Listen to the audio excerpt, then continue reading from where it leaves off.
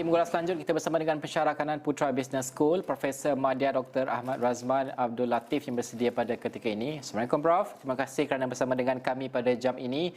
Prof, pertama sekali, bagaimana untuk kita memahami bahawa pembukaan 11 sektor ini untuk fasa 1 khususnya PPN ini dan juga tambahan 11 lagi sektor untuk fasa kedua, negeri-negeri fasa kedua dan sebagainya, mampu memulihkan kedudukan ekonomi PKS Malaysia kerana mereka ini amat terjejas dengan dahsyat sekali ketika penutupan ekonomi akibat PKP, fasa 1, fasa 2 dan sebagainya. Bagaimana ini memberikan kelegaan ataupun Prof melihat ini memberikan sinar buat mereka kerana sebelum ini pun ada PKS yang sudah gulung tikar, ada pun yang sudah keluar daripada kedai fizikal mereka dan sebagainya, Prof?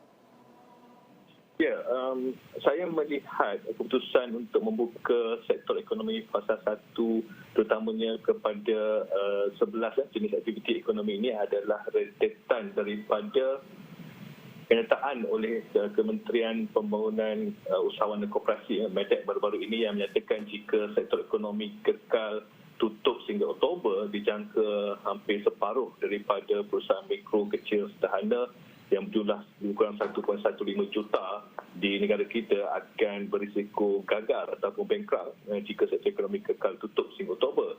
Dan juga kita mengambil juga kira perkembangan semasa apabila lebih 60% penduduk dewasa telah mula mendapat sekurang-kurangnya satu dos vaksin, dan ini menunjukkan peningkatan ataupun pemulihan dari segi mereka yang terkena simptom kategori 3, 4 ataupun masuk dalam ICU, mereka yang sudah mempunyai 2 dos didapati lebih orang kata tidak mengalami simptom-simptom yang serius, maka semua ini akan membolehkan bahawa ekonomi PKS dapat dipastikan kekal untuk menjalani perniagaan ataupun usaha aktiviti mereka tanpa perlu berisiko akan menjadi gagal dalam beberapa bulan mendatang.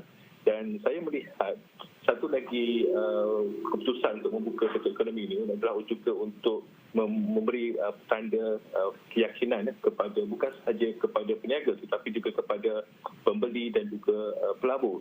Dan kita lihat rakyat terutamanya yang dalam fasa 1, 2 ini mereka hampir kebanyakannya telah mempunyai vaksin ataupun dos vaksin dalam negeri seperti Selangor dan KL yang kita memfokuskan pemvaksinan di kedua negeri ini, dan mereka sudah pasti mahu memastikan bahawa mendapat menjadi kehidupan normal kembali. Dan satu lagi yang kita kena lihat, negeri Selangor dan Kuala Lumpur, kedua-dua negeri ini menyumbang kepada hampir 40% daripada KDNP negara kalau kita lihat tahun 2019, dan disebabkan itu kebanyakan PKS adalah tertumpu di negeri ini. Dan sewajarnya apabila kita melihat kedua negeri ini apabila telah mempunyai peratusan yang tinggi untuk rakyatnya mempunyai 2 dos, maka pembukaan sektor ekonomi ini tepat pada masanya untuk memastikan bahawa tidak berlaku risiko gulung tikar kepada PKS ini. Walau bagaimanapun kita kena faham pematuhan SOP yang ketat itu harus diteruskan, tapi sekurang-kurangnya memberi sedikit sinar kepada PKS untuk terus mendapat menjana pendapatan dan kekal menggaji pekerja mereka dan memastikan aktiviti pasaran ataupun likuiditi ataupun cairan ada di pasaran sekarang. Prof, sekejap lagi saya nak bincangkan tentang ketidakstabilan politik ini dan juga berkaitannya bagaimana untuk kita melihat kepada pemulihan ekonomi. Tapi sebelum itu Prof, 2 dos suntikan lengkap boleh pergi ke semua sektor-sektor yang dibuka ini dalam PPN fasa 1 ini.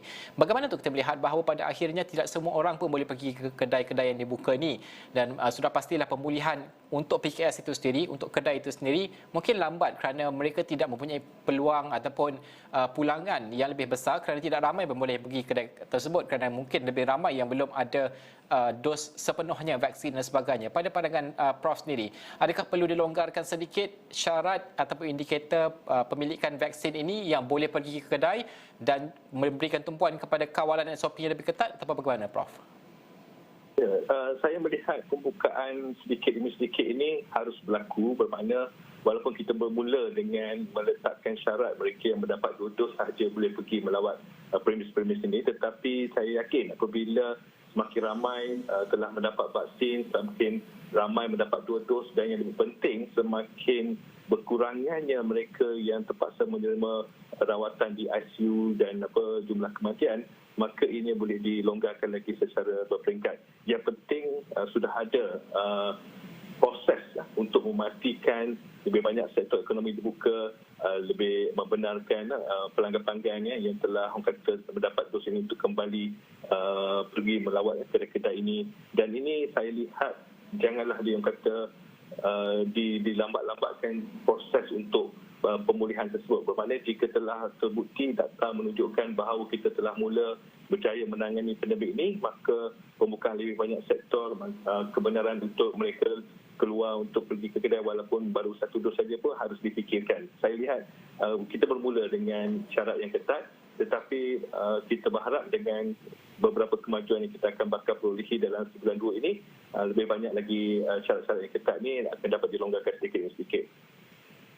Prof, bagaimana untuk kita melihat, tadi saya sebutkan ketidakstabilan politik, ini yang kita saksikan pada ketika ini. Bagaimana untuk kita melihat bahawa adakah ini akan merencatkan segala usaha pemulihan ekonomi, dan juga bagaimana untuk kita melihat sentimen dalam ekonomi itu sendiri, kerana sudah pasti mereka melihat perubahan dasar mungkin akan berlaku dan sebagainya apabila berlaku pertukaran politik dan sebagainya. Prof. Ya, kita baru saja mendapat berita yang boleh katakan gembira lah apabila Bank Negara Malaysia mengumumkan dalam laporan yang terkini bahawa peningkatan kejadian kes suku tahun kedua pada tahun ini adalah amat positif sekali, 16.1%, dan ini sepatutnya kita harap menjadi satu momentum untuk kita berterusan mencatatkan pertumbuhan ekonomi yang positif untuk tahun ini. Mungkin Bank Negara anggarkan 3-4%, tapi ini berdasarkan juga kepada sejauh mana kita dapat mempercepat ataupun berjaya mencapai imuniti kelompok. Tapi satu yang kita lihat boleh merencatkan usaha pemulihan ini sudah tentunya ketidakstabilan politik. Bagaimana jika tidak ada kerajaan minggu depan, bagaimana tidak ada menteri yang mahu memacu dasar-dasar yang sedia ada ataupun dasar baru. Tetapi saya melihat dasar-dasar dia ada, segala perancangan itu boleh berterusan kerana kita ada kementerian, kita ada agensi kerajaan. Cuma mungkin beberapa inisiatif baru itu akan terencat. Yang mungkin saya lihat, yang mungkin kita perlu tengok adakah ianya akan jadi atau tidak, ialah pra-bajet yang sepatutnya dibentangkan bulan 8, tetapi berlaku ketidakstabilan politik ini menyebabkan apa yang kita mahu lihat dalam belanjawan tahun depan mungkin tidak ada sedikit transparansi di situ, sebab sepatutnya kita mahu tahu juga apakah perancangan kerajaan tahun depan, dan ini patutnya dibentangkan dalam pra-bajet tahun bulan ini.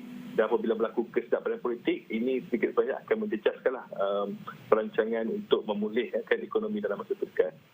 Okey, nanti saya akan masukkan kepada topik tentang belanjawan 2022 dan juga RMK ke-12. Ini paling penting untuk pemulihan ekonomi jangka masa panjang. Tapi sebelum itu, Prof, apakah tumpuan ekonomi yang perlu diberikan pengkhususan oleh ahli politik yang mungkin akan memimpin nanti pada pandangan Prof?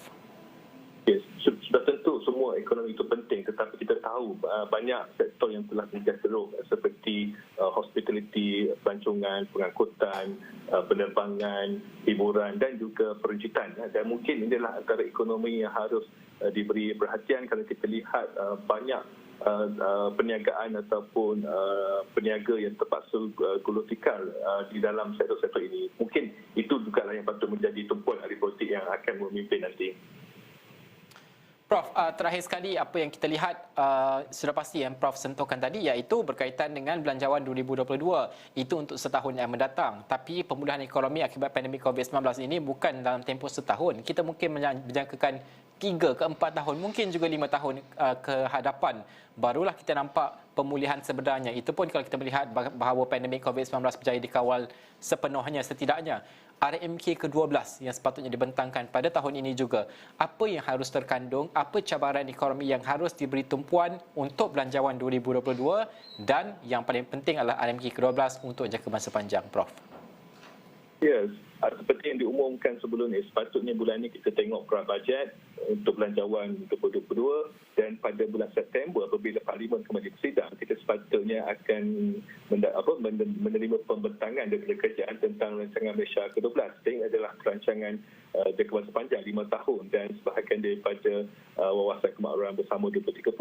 Namun apabila kita lihat ketidaktentuan politik ini, adakah akan berlaku Parlimen bersidang pada bulan September? Jika tidak berlaku Parlimen bersidang pada bulan September, maka pembentangan RMK 12 tidak akan berlaku dan ini akan melambatkan lagi usaha pemulihan.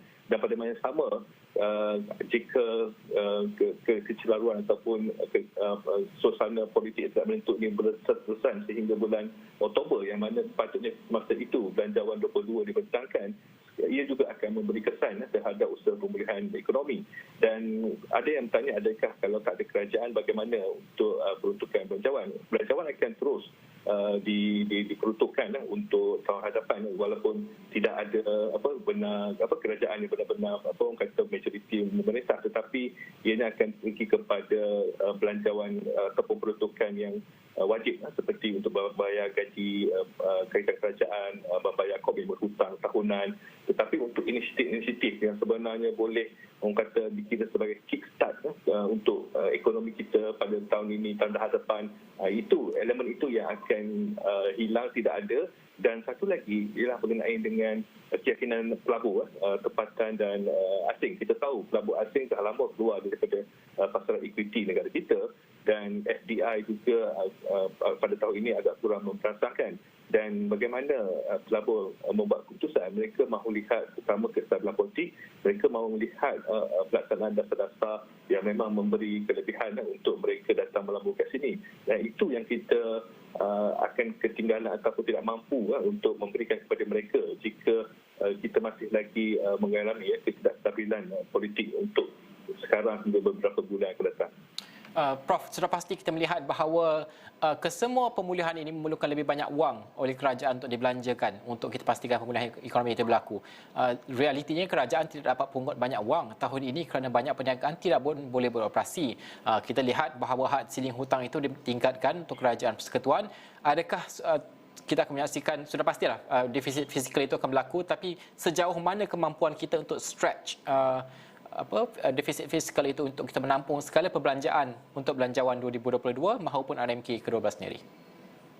Ya, itu yang satu isu utama sekarang. Bagaimana kerajaan boleh berterusan melakukan pemulihan ekonomi dengan orang kata perbelanjaan fiskal, iaitu mengeluarkan ataupun menjana ekonomi melalui suntikan dana ataupun tunai. Tetapi cara tradisionalnya iaitu menerbitkan bond, membuat pinjaman akan menyebabkan pada tempoh jangka masa panjang memberi bebanan kepada kerajaan dari segi komitmen bayar hutang.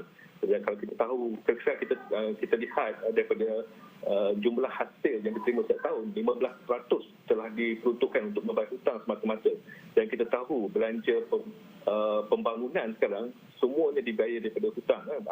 Hasil hanya cukup untuk membayar belanja pengurusan saja. Disebabkan itu, saya melihat untuk suasana seperti ini, kita harus berfikir di luar kotak. Kita tidak harus semata-mata berterusan meminjam kerana ini akan memberi bebanan lebih banyak lagi tahun-tahun akan datang. Kita harus memikirkan satu mekanisme yang membolehkan aktiviti ekonomi masih lagi berjalan tanpa memerlukan mengambil hutang. Antaranya kita boleh menggunakan beberapa konsep yang boleh dipikirkan seperti netting mechanism, ataupun kita menggunakan satu jenis orang panggil electronic voucher yang membolehkan barangan dan perkhidmatan ditukarkan antara setiap pihak, tetapi tidak semestinya melibatkan wang tunai. Dan ini sebenarnya boleh dilakukan dan pernah dilakukan oleh banyak negara, banyak pihak, dan ini yang kita harus fikirkan.